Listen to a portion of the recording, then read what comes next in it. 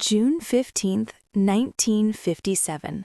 At a Hollywood party filled with the biggest stars in entertainment, Audrey Hepburn approached Elvis Presley with an unusual request. What happened next surprised everyone in the room and revealed a side of both legends that few people ever saw.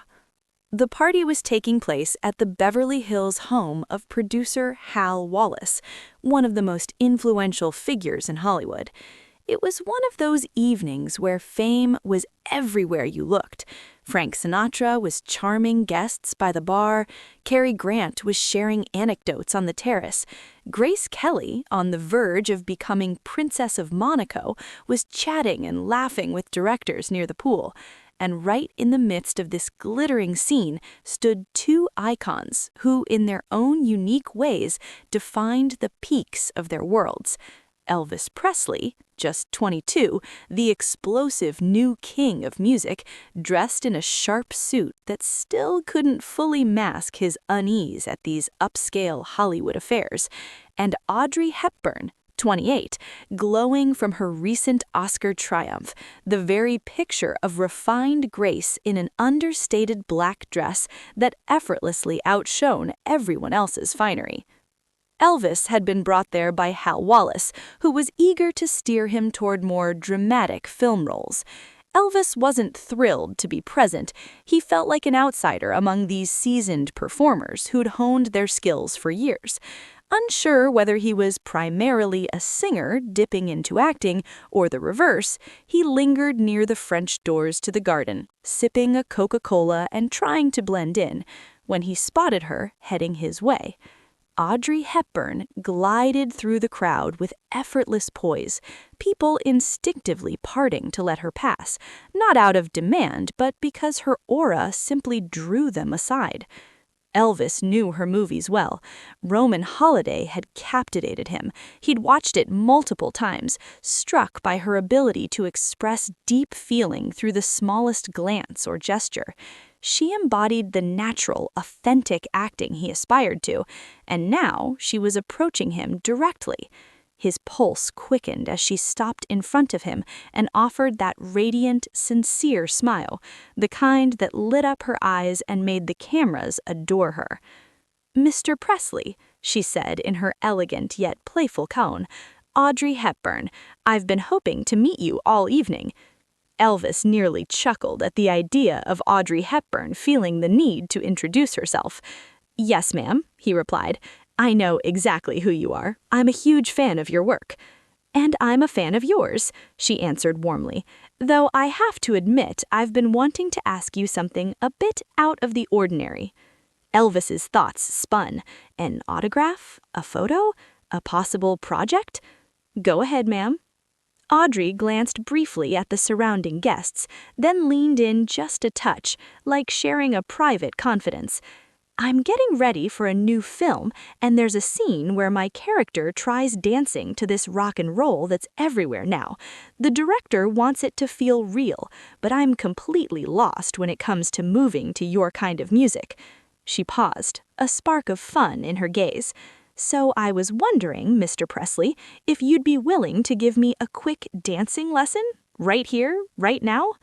Elvis blinked, caught off guard. Of all possible requests from Audrey Hepburn, this hadn't crossed his mind. He burst into laughter, not mocking, but pure delight at the surprise. "You want me to teach you how to dance?" he asked, grinning. "Is that so odd?" she replied, smiling in return. "You're the master at it. I've watched you on television. The way you move is extraordinary, so unlike the ballet I studied." Those words, ballet, registered instantly.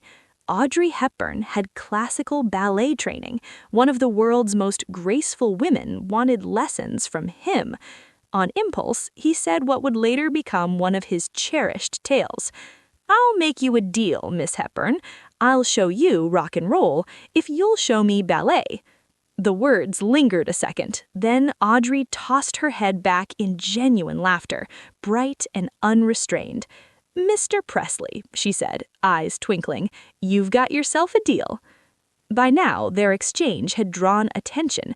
As word spread that Elvis and Audrey were about to dance, a small crowd formed. Someone cranked up the music, an Elvis track, naturally, which made him a little self-conscious, but oddly fitting.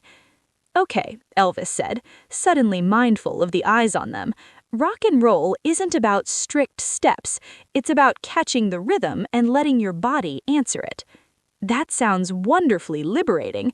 Ballet is all precision and control." "Exactly the opposite here," Elvis said. He began moving, restrained compared to his stage energy, mindful of the living room setting. Audrey observed closely, absorbing his style with the same intensity she gave film choreography. Then she tried mimicking him. The result was adorable and comical. Audrey Hepburn, schooled in classical discipline, attempting Elvis's loose hip swings, felt like two worlds colliding. Her motion stayed elegant and measured where his flowed freely, controlled where his burst with spontaneity. But she laughed through it all, embracing the fun without ego, which helped Elvis unwind too. "No, no," he said, still smiling. "You're overthinking. Just feel the beat." "But how?" Audrey asked. "It's like being told to fly without wings. Technique comes first, doesn't it?" "Not with this music," Elvis explained. "Here, follow the pulse." He gently placed a hand on her shoulder and swayed in time, guiding her. Audrey tried once more, loosening slightly. She still resembled a ballerina testing rock and roll more than a natural, but the effort was charming. The song finished. The onlookers clapped warmly. Audrey offered a playful curtsy, drawing more laughter. "All right, Mr. Presley, I've given it my best. Now your turn." Elvis's face shifted to mock horror. "Hold on, I was half kidding about that." "A deal's a deal," Audrey teased. "Fair is fair. You watched me stumble through yours." A voice from the crowd shouted, "Come on, Elvis, let's see your ballet." Escape was impossible now. Elvis glanced at Audrey, saw her obvious enjoyment, and decided to lean in. If he was going to embarrass himself, he'd do it with style. "Fine," he said, "but we'll need different music." Someone switched to a classical piece Elvis vaguely recognized from a film. "Now," Audrey said, slipping into instructor mode, "ballet begins with posture and exactness. Let's start with first position." She showed him, feet turned out, spine aligned perfectly. Elvis mimicked and looked hilariously off. Even he cracked up. "No, no," Audrey said, fighting a smile. "The turnout starts from the hips, not just the feet, like so." She gently corrected him. He tried again, still ridiculous. His rock and roll hips rebelled against ballet's demands. The crowd ate it up. Frank Sinatra leaned on the wall laughing. Cary Grant wiped his eyes. Audrey pressed on, delighted in her teaching role. Next, a simple plie. She demonstrated the controlled knee bend with flawless form. Elvis attempted it and wobbled dangerously. "This is impossible," he laughed. "How do you make it look so effortless?" "Years of practice," Audrey said. "The same way you make your dancing appear natural. It's about knowing your body and its language." "Well, my body speaks Southern," Elvis quipped. "It ain't fluent in ballet's French." "French, yes, all the terms are," Audrey smiled. "That explains why I'm hopeless," he shot back.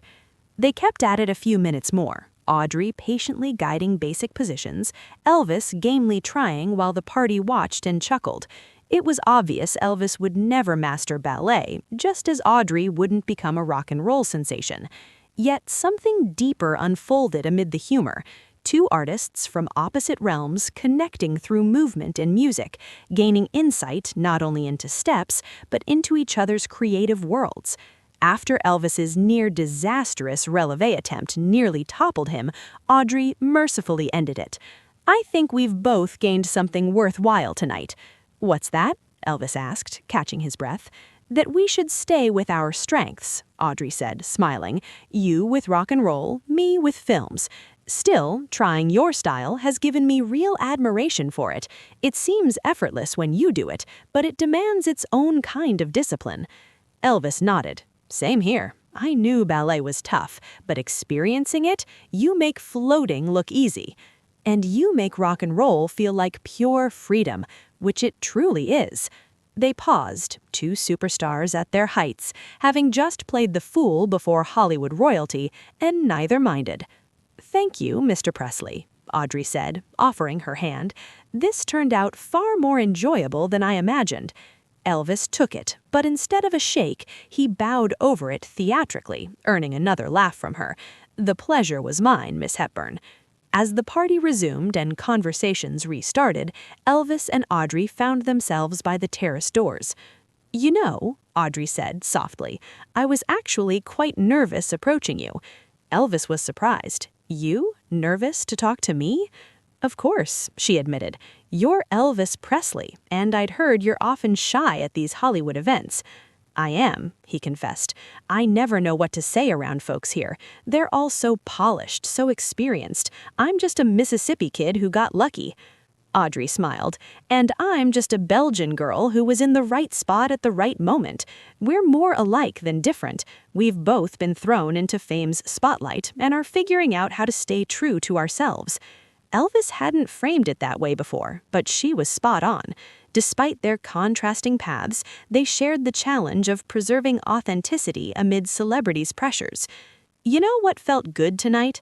Elvis said. "For a little while, we weren't Elvis Presley and Audrey Hepburn. We were just two people trying something new, sucking at it, and not minding. And not caring about perfection," Audrey added, "just allowing ourselves to attempt, fail, and laugh. That was the best part." In the months that followed, they kept a light connection. Short letters, notes about projects, gentle jabs at their mutual dance disasters. When Audrey's film with the rock and roll scene released, Elvis watched and grinned at the echoes of her party awkwardness turned into delightful character work. As Elvis took on more serious film parts, Audrey sent encouraging words, stressing authenticity over flawless technique. They never co-starred, though rumors of pairings swirled occasionally. They didn't become constant friends, but a quiet bond lingered from that evening, when they swapped dance worlds and found common ground in vulnerability. Years later, when asked about memorable Hollywood moments, Audrey occasionally recalled that night with Elvis. "He was so kind and open," she'd say, "so ready to laugh at himself. That's rare at that level of fame. Most guard their image fiercely, but Elvis, at least then, was fine looking silly if it brought smiles." Elvis, too, shared the tale of attempting ballet under Audrey Hepburn's guidance. He'd mimic the positions, still botching them, making friends roar at the thought of the king of rock and roll in point shoes. But beneath the laughs lay real insight. That night showed him elegance and raw power could coexist, that grace lived in rock and roll and freedom in classical lines, that different styles were simply varied ways of expressing the same human truths.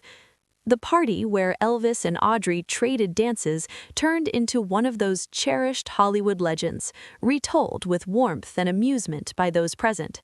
They remembered not only the comedy of two masters fumbling each other's craft, but the open-hearted generosity both displayed. The story reminds us that real confidence isn't about mastering everything. It's about daring to try, risking looking foolish, and learning from those unlike us. Elvis and Audrey, two of the era's brightest lights, showed more wisdom in that short exchange than many gather in a lifetime. They grasped that we all have lessons to offer one another, that different isn't lesser, and that honoring another's art can mean attempting it, failing, and appreciating its difficulty all the more.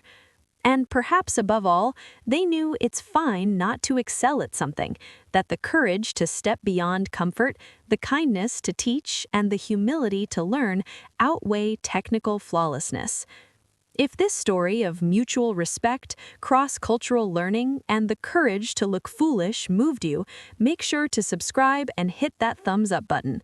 Share this video with someone who needs to hear about the beauty of trying new things even when you're not good at them. Have you ever learned something from someone completely different from you? Let us know in the comments. And don't forget to ring that notification bell for more untold stories about the moments when legends showed their humanity.